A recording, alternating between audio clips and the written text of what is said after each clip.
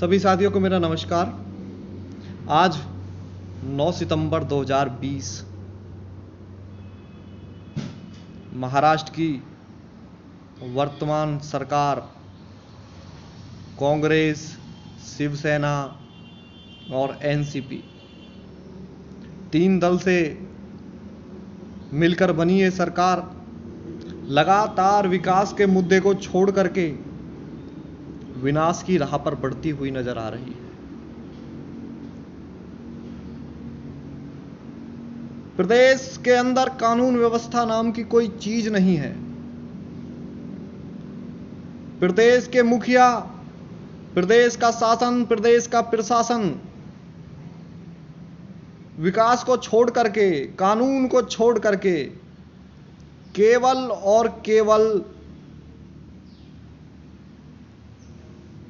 देश विरोधी ताकतों का पक्ष कर रही है। और अगर देश विरोधी गतिविधियों के खिलाफ कोई भी व्यक्ति या कोई भी सामाजिक कार्यकर्ता आवाज उठा रहा है तो उसकी आवाज को दबाने का प्रयास ये महाराष्ट्र की सरकार कर रही है। और मैं महाराष्ट्र की सरकार को ये कहना चाहता हूं कि आपने किस आधार पे जनता से वोट मांगा था। और ये शिवसेना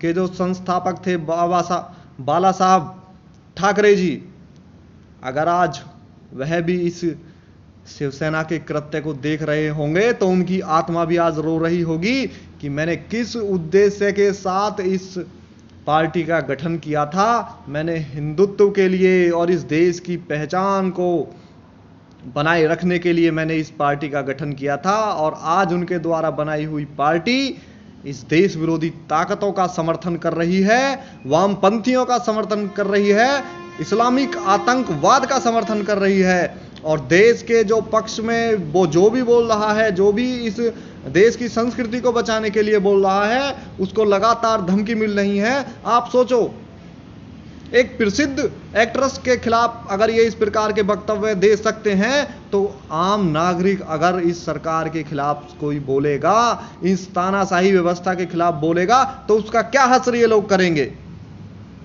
क्या इस प्रकार सरकारें चलती हैं?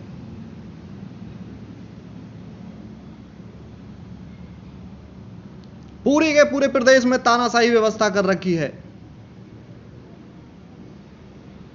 और मैं बहुत बहुत धन्यवाद देना चाहता हूं कंगना रनावत जी को, जिन्होंने खुला चैलेंज इस महाराष्ट्र सरकार को किया है। और उन्होंने कहा है कि मैं आज 9 सितंबर को मुंबई आ रही हूं, जिसमें दम है वो रोक के दिखाए।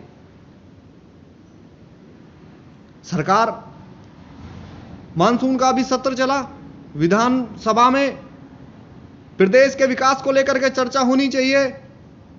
वहां पे तीनों दल एनसीपी, कांग्रेस और शिवसेना मिलकर के इस बात का विधेयक, ये संशोधन लाने के लिए तैयार हैं। कोई ऐसा विधेयक लाने के लिए प्रस्तुत कर रहे हैं जिससे कंगना रनावत को जेल में डाला जाए।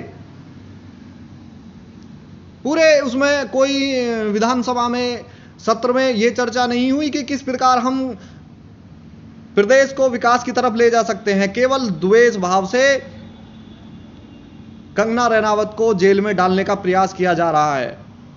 बीएमसी द्वारा उनके घर के निर्माण कार्य को रोका गया, उसे अवैध बताया जा रहा है कार्य को। ठीक है, वो अवैध है। आप जब से आपकी सरकार बनी है कहां सो रहे थे? क्या अब आपको 10-15 दिन, 1 महीने से पता चला है कि ये निर्माण कार्य अवैध था? पहले बीएमसी क्या कर रहा था?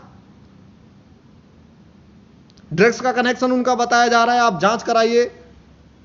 आप सरकार में हैं, आप आरोप क्यों लगा रहे हैं? जो आपकी सरकार के ऊपर आरोप लग रहे हैं, आप उनका जवाब देने की बजाय तानाशाही व्यवस्था लागू कर रहे हैं और मौलिक अधिकारों का आप हनन कर रहे हैं।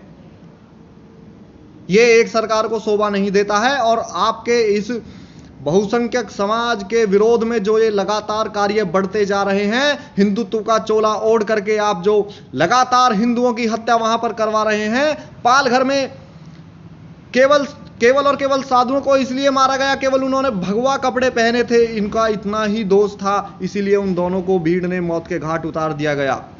किस लिए?